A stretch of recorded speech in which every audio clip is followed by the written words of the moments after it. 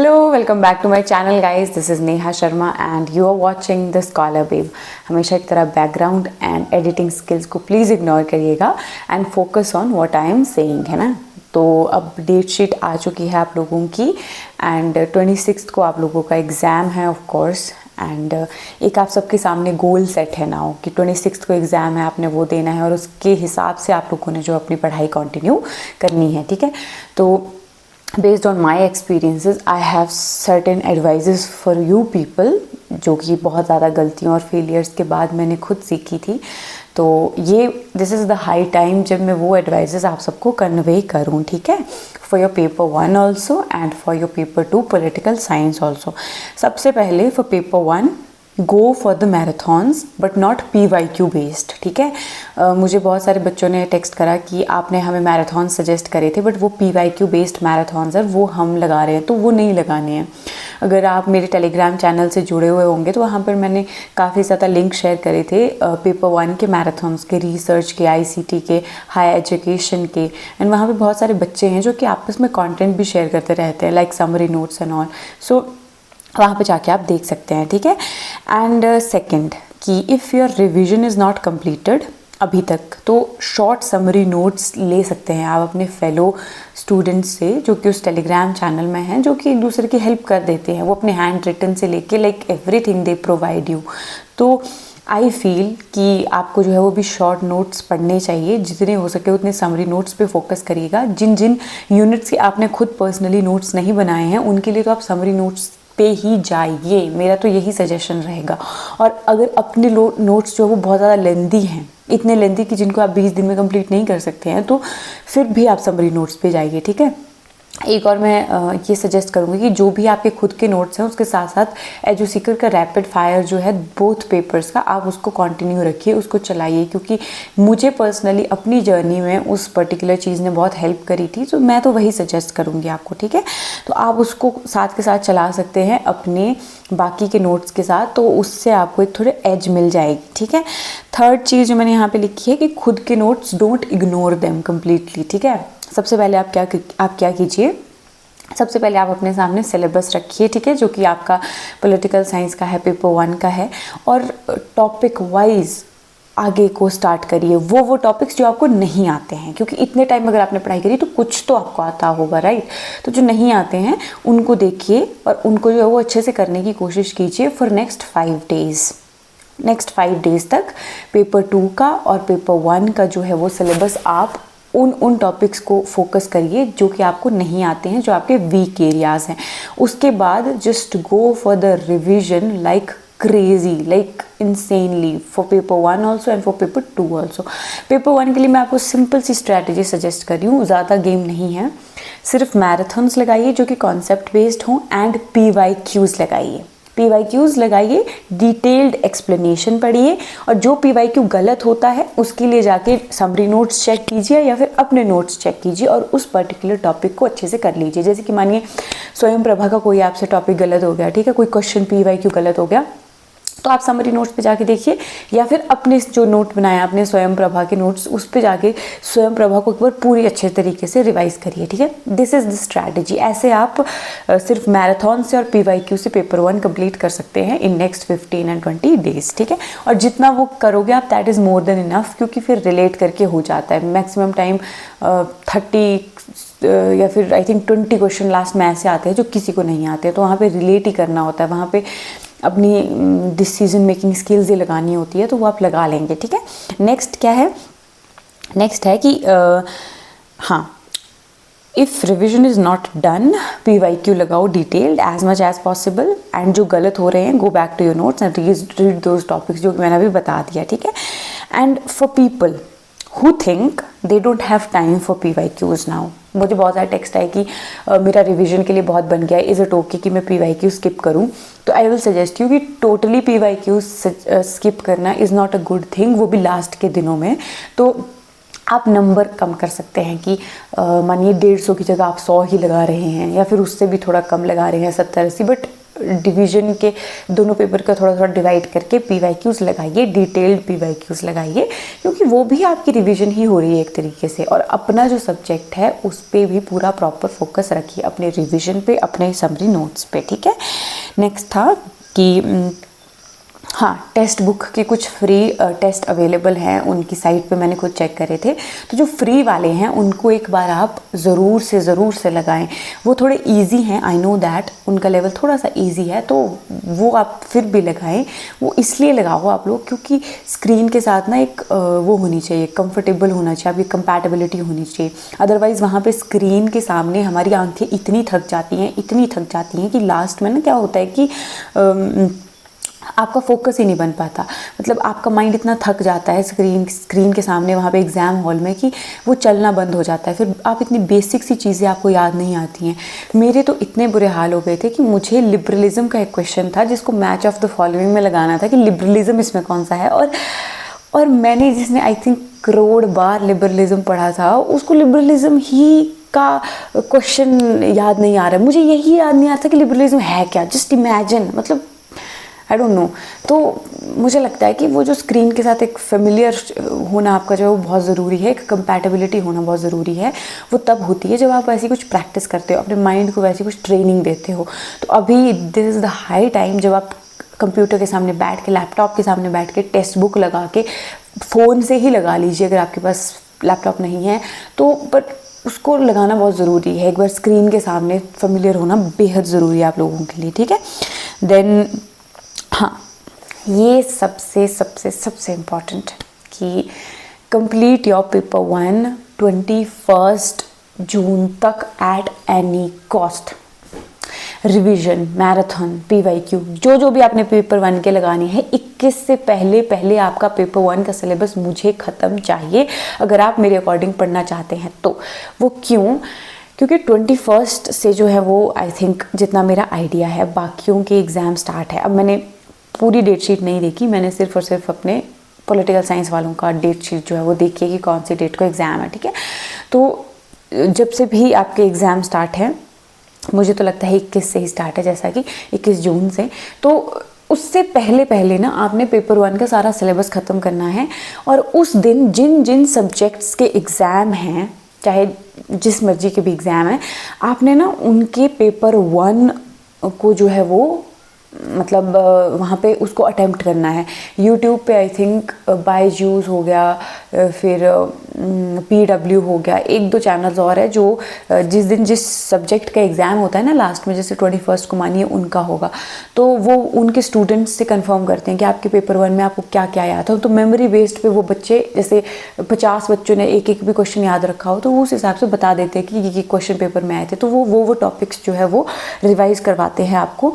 And one of my friend, मतलब मेरे friend थे, जब मैंने उनसे पूछा और जब उनका JRF हुआ था, उनको तो ऑल इंडिया रैंक 1 आया था, तो मैंने उनको पूछा कि आपको आपने पेपर 1 कैसे करा। तो उन्होंने मुझे यही सजेस्ट करा था कि मैंने 20 मतलब मैंने भी जब मेरा एग्ज़ाम था तो पेपर 1 के लिए मैंने यही स्ट्रैटेजी फॉलो करी थी। ये उनकी स्ट्रैटेजी है, this is not my strategy, पर उन्होंने ये स्ट्रैटेजी यूज़ करी थी कि जब जिस भी सब्जेक्ट का एग्ज़ाम था उसको जो पेपर 1 आ रहा था उन्होंने वो रिवाइज़ करा एंड उसके टॉपिक्स रिवाइज़ करे एंड अपने पेपर में जो है वो मोर और लेस सेम टॉपिक्स आए थे और उनके तो 40 क्वेश्चन सही हो गए थे 50 में, ठीक है। तो आई डोंट नो इतना ही नंबर था या 42 भी हो सकते हैं, आई एम नॉट श्योर, है ना। तो ये एक स्ट्रैटेजी है जो उनके लिए काम करी। फिर नेक्स्ट टाइम जब अभी मेरा वाला जब एग्ज़ाम हुआ था तो उसमें आई फॉलोड दिस स्ट्रैटेजी इस बार। मतलब पहले मैं ये फॉलो नहीं करती थी, बट जब उन्होंने मुझे बताया तो मैंने फॉलो करा and it worked for me also. But हमारी बार ऐसा हो गया था कि 50 में से आई थिंक 35 क्वेश्चन ऐसे आए थे जो कि किसी को नहीं आते थे। वो पढ़ने वालों के लिए भी सेम सिस्टम हो गया था, ना पढ़ने वालों के लिए भी सेम ही सिस्टम हो गया था। It's about luck and it's about your presence of mind उस टाइम पे कि आप कितना चीज़ों को रिलेट कर पाते हैं, 3 घंटे में आप कितना अपने ज्ञान से ले पाते हैं, ठीक है। तो ये है। बाकी ये वाला जो मैंने ट्रिक बताई ये भी इस वीडियो का सबसे मोस्ट इंपॉर्टेंट पार्ट था कि 21 तक सब खत्म करो and then go for exam वाले PYQ जो आ रहे हैं, जो रिपीट हो रहे हैं, उससे आपको आइडिया हो जाएगा कि क्या क्या नए टॉपिक्स है जो इस बार एग्ज़ाम में आने वाले हैं, ठीक है। देन अबाउट योर पेपर 2 मैंने यहाँ पे भी लिखा है कि नेक्स्ट 5 दिन तक अपने अनफिनिश्ड टॉपिक्स को जल्दी जल्दी फिनिश करो एंड उसके बाद रिवाइज एवरीथिंग, और वो भी समरी नोट से, या फिर एक काम कीजिए political processes and public administration के लिए मेरे 8-8 मिनट्स के लेक्चर्स होंगे hardly. I think they are gonna help you जितना हो सकता है उसमें से, मुझे लगता है आप वो कर सकते हैं। एंड देन गवर्नेंस और इंस्टीट्यूशंस के लिए आप सिलेक्टेड टॉपिक्स पढ़िए सिद्धार्थ अरोरा सर के लेक्चर से। उनका लेक्चर हार्डली 30 मिनट का है, उसमें 5 मिनट की उनकी शुरू की ऐड है, उसको स्किप कर सकते हैं आप, एंड रेस्ट लेक्चर आप ले सकते हैं, ठीक है। उनका भी अमित वरीदी किलोर सर बहुत अच्छा पढ़ाते हैं, बट अभी मैं आपको वो सजेस्ट नहीं कर सकती क्योंकि उनका लेक्चर्स काफ़ी लंबे होते हैं एंड अभी आपके पास उतना टाइम नहीं है। तो आप सिद्धार्थ अरोरा सर के लेक्चर्स लगाइए और साथ के साथ किताब खुली रखिए लक्ष्मीकांत की, और ऑन द स्पॉट उस टॉपिक को रिवाइज करिए, और उसकी जो टेबल्स हैं उनको भूल के भी इग्नोर मत करिएगा, ठीक है। चाहे जितना लंबा हो, जो मर्जी टेबल हो, जो अपने सिलेबस के टेबल्स हैं, नोट्स हैं, उनको आपने प्रॉपरली रिवाइज करना है लक्ष्मीकांत से, ठीक है। And then what can you do next is Indian political thought. Indian political thought और पॉलिटिकल थ्योरी के लिए एजुसीकर के लेक्चर्स मैं अभी आपको सजेस्ट करूंगी। इंडियन पॉलिटिकल थॉट के लिए एजुसीकर का अगर आपने लेक्चर लगा लिया, आई डोंट थिंक सो कि उसके बाद आपको कहीं और से ऐसे अभी रिविजन के लिए रिविजन करने की ज़रूरत है कहीं और से। That is more than enough for last minute revision, ठीक है। एंड आईपीटी के साथ थ्योरी का उन्होंने जो बेसिक समरी करवाई हुई है, आई थिंक 7 का लेक्चर्स है जो मैंने अपने टाइम पे देखे थे, तो आपको वो देख लेने चाहिए अभी। एंड आइडियोलॉजीज़ के लिए अपने अगर आपने नोट्स बनाए तो well and good, otherwise sorry for the noise, but अभी आपको मैनेज करना पड़ेगा। तो आइडियोलॉजीज़ के लिए अगर आपने अपने नोट्स बनाए हैं तो that is very good, otherwise आप रैपिड फायर से भी उसको कवर कर सकते हैं। कंपैरेटिव पॉलिटिक्स के लिए अभी मैं आपको सजेस्ट करूँगी कि go for summary notes only, क्योंकि JC Johari right now is not possible, ठीक है। उसको हम दिसंबर के लिए टारगेट करेंगे। एंड देन आई थिंक हाँ, इंटरनेशनल रिलेशंस के लिए एक मैराथन बनाया है प्रद्युमन सर ने, 2-3 साल पहले बनाया था जितना मेरा आइडिया है। उसमें ना एक बेसिक आउटलाइन आपको मिल जाएगी कॉन्सेप्ट्स की, अगर आपने नहीं पढ़े हैं तो PYQ भी करवाए हैं उसमें उन्होंने, कॉन्सेप्ट्स भी कराए हैं और वो अच्छे हैं। और अगर आपको लगता है कि अभी आप और ज़्यादा पुश कर सकते हैं, आपकी रिवीजन हो गई, आपके पास टाइम है, तो एजुसीकर का एक IR का कोर्स है, आप उसको भी जाके मतलब पूरा देख सकते हैं लास्ट मिनट रिवीजन के लिए। अगर आपको लगता है कि लास्ट मिनट रिवीजन के लिए you have done nothing for IR, then you can go for that particular course, it is good, है ना। For concept clarity it is very good. And then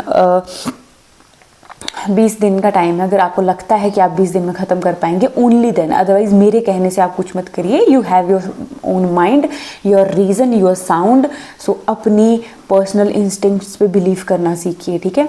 आप यहाँ पे मुझे रोज़ आई थिंक 5000 4000 इतने लोग मेरे लेक्चर्स को देखते हैं, तो आई कांट मेरी जो स्ट्रैटेजी वो 4,000 लोगों पे फिट बैठे, ये पॉसिबिलिटी थोड़ी कम है। तो अगर आपको लगता है कि आप एक्सेप्शन हैं, आप पे वो पर्टिकुलर स्ट्रैटेजी फिट नहीं बैठ रही है, आपका एक बहुत प्यारा दिमाग है, बहुत प्यारा दिल है, आप उसका यूज़ करिए, ठीक है। Don't follow my strategy also if it is not working for you. किसी और की भी मत फॉलो करिए if it is not working for you. Do what is working for you, what is suitable for you, जो जिसकी चीज़ के साथ आप कंफर्टेबल हैं। अगर आपको लगता है कि आपके पास ऐसे नोट्स हैं कि जिनको पढ़ना बेहद इंपॉर्टेंट है, PYQ से भी ज़्यादा इंपॉर्टेंट है, तो आप वो नोट्स पढ़िए, है ना। What I am telling you, इसकी जो मेरी वाली स्ट्रैटेजी है वो वर्क करती है मैक्सिमम लोगों के लिए, और उससे आपकी आउटपुट डबल ट्रिपल भी हो जाएगी। But if you think you are an exception, तो आप जो है वो अपनी वाली भी फॉलो कर सकते हैं, ठीक है। मैं इसमें कोई वो नहीं कर रही हूँ आपको कि रिजिडिटी की मेरी ही फॉलो करिए, ये रिजिड होना हमारे सब्जेक्ट में काम नहीं करता, ठीक है।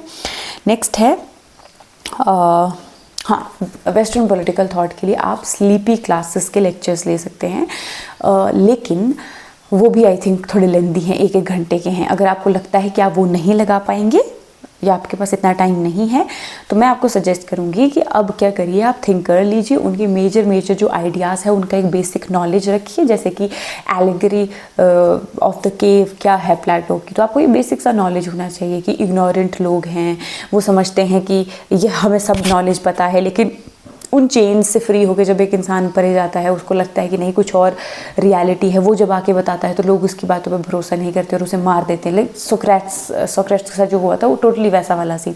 तो एक बेसिक आइडिया आपको होना चाहिए कि ये कॉन्सेप्ट क्या कहता है, इसका क्या मतलब है, और उसके साथ आप क्रोनोलॉजी याद रखें थिंकर्स की, कौन सा थिंकर पहले जन्मा कौन सा बाद में जन्मा, एंड उनकी बुक्स की, प्लेटो की कौन सी बुक पहले थी कौन सी बाद में थी कौन सी उससे नेक्स्ट थी। अब एक बार एक क्वेश्चन आ गया था कि प्लेटो की ना बुक थी एक, और उस बुक का हमने चैप्टर्स जो है वो क्रोनोलॉजी से लगाने थे, बट उसमें भी माइंड गेम थी।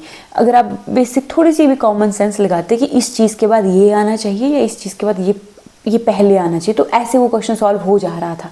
तो डरना नहीं है कि ओ शिट ये तो हमने पढ़ा ही नहीं है, ये तो मुझे आ ही नहीं सकता। नो, सिली से सिली वो भी लगाए हैं, अब ट्रिक्स भी लगाएं कि आपको लग रहा है कि ये भी हो सकता है, वो भी लगाएं वैसे क्वेश्चंस में। ओके, तो ऐसे हार नहीं माननी है। बाकी इसी के साथ मेरा आज का जो ये आई थिंक लेक्चर है वो ख़त्म होता है। मेन जो इस वीडियो की समरी है वो यही है कि पेपर 1 के लिए go for marathons plus PYQ, that is PYQ previous years वाले, एंड जो आपके मैराथन्स हैं वो कॉन्सेप्ट बेस्ड होने चाहिए, PYQ बेस्ड नहीं होने चाहिए। ये पेपर 1 के लिए।